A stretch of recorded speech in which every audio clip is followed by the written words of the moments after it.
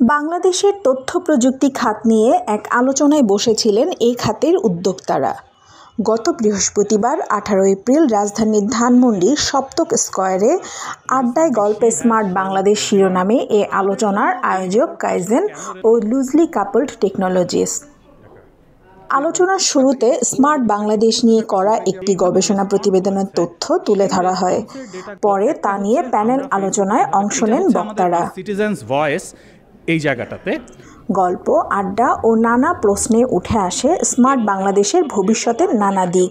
আলোচকরা বলেন, আগামী 1 বছরের মধ্যেই 2 থেকে 3 বিলিয়ন ডলারের সরকারি প্রকল্পও আসতে পারে। এ বাজার ধরতে এখন থেকেই দেশের তথ্য প্রযুক্তি খাতের উদ্যোক্তা ও ব্যবসায়ীদের প্রস্তুতি নিতে হবে। সক্ষমতার জায়গাটা না আমরা আসলে অনেক দূর এগিয়ে গেছি, এটা কোনো ধারণাই নাই, এবং ধারণাটা এই কারণেই নাই, as a nation we are not very much research oriented, we are not very much data driven nation. So যে কারণে আসলে কারো কাছে আমার যে association basis which I belong to, সেই অ্যাসোসিয়েশনের কাছে আসলে ডাটা নাই যে তার কয়টা মেম্বার কি কাজ করছে, কোন কোন ডোমেইনে কাজ করছে, কোন কোন সেক্টরে কাজ করছে, and the same is applied for the government as well. So এই কারণেই আমার ব্যক্তিগত উদ্যোগে এই চেষ্টাটা যে আমি আসলে জানার চেষ্টা করি, এন্ড ট্রাস্ট মি অ্যামেজিং সব কাজ হচ্ছে।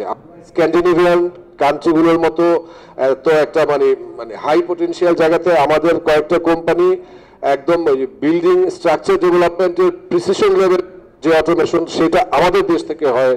এখান থেকে এক্সপোর্ট হলেই ওখানে এই স্টিল স্ট্রাকচার যে ম্যানুফ্যাকচার মানে ওই লেভেলে কাজ আমাদের এখানে হয়। This is an example.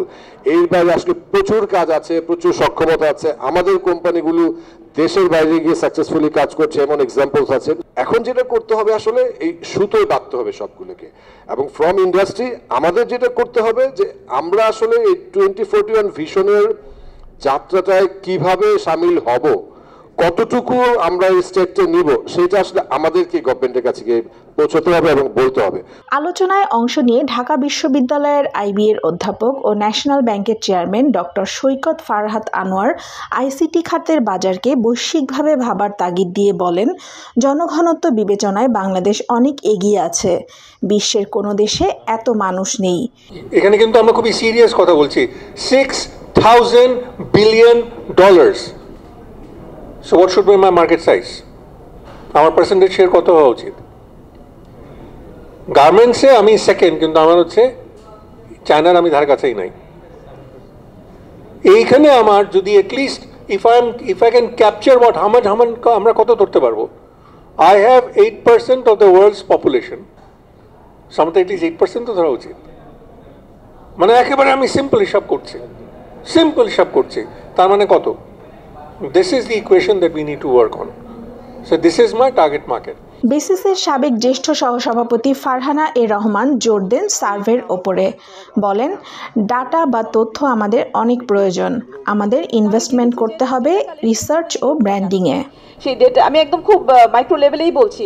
Data কালেকশনের জন্য যে লোকটা যাচ্ছে, ও কিন্তু আইটি কোম্পানির কোনো নলেজ নিয়ে যাচ্ছে না। ও যেই সেট অফ কোশ্চেন্স জিজ্ঞেস করার কথা, ও জিজ্ঞেস করে চলে আসছে, কার সাথে কথা বলছে এবং উনি কি উত্তর দিচ্ছেন, সেই বিষয়গুলো কিন্তু ঠিকমতো করে ডেটা রিফ্লেকশন হচ্ছে না। কোম্পানিগুলো আসলে কি করে?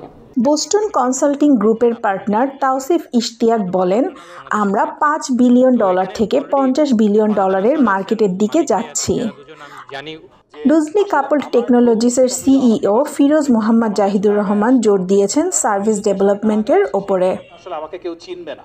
2041 সালে দেশের আইসিটি খাতের আভ্যন্তরীণ বাজার হবে $50 বিলিয়ন। সেই বাজার নিজেদের আওতায় রাখতে এখনই প্রস্তুতি নেওয়ার কথা বলেছেন প্রায় সকলে। আর সেজন্য প্রস্তুতি এখনই নেওয়ার তাগিদ দিয়েছেন তথ্য প্রযুক্তি খাতের এই উদ্যোক্তারা। অনেক সময় গভর্নমেন্ট রেডি হলেও যখন ইন্টিগ্রেশনের প্রশ্ন আসে, এই যে মনোপলি থেকে বেরিয়ে আসা, এই জিনিস ধরতে বুঝতেই কিন্তু একটা টাইম লেগে যাচ্ছে। আলোচনা অনুষ্ঠানটি সঞ্চালনা করেন লুজলি কাপল টেকনোলজিসের chief operating officer Syeda Naushad Jahan Promi. যৌথভাবে গবেষণাপত্র উপস্থাপন করেন কাইজেনের সিইও দেবজিৎ সাহা ও লুজলি কাপল টেকনোলজিসের সিইও ফিরোজ মোহাম্মদ জাহিদুর রহমান।